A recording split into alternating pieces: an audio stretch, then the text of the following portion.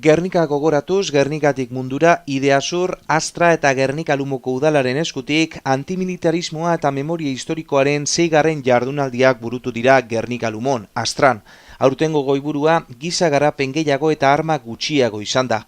Segurtasunaren paradigmak giza eskubideen adierazpenaren 70. urteurrenean gai nagusia landuz, hainbat alor ikutu dira. Ongi etorri errefuxiatuak plataformako kideek Gernikatik mundurako, Delos, Bartzelonako bakearen aldeko ikerketa taldeko eta Gernika gogoratuseko kideen eskutik besteak beste, Saudi Arabiako arma merkataritza, nazioarteko elkarteak eta gizakrisia, sekuritizazioa eta militarizazioaren aurrekariak, aldaketa klimatikoa, merkantilizazioa eta mugen militarizazioa moduko gaiak, gai sakonak jarri dira mahai gainean.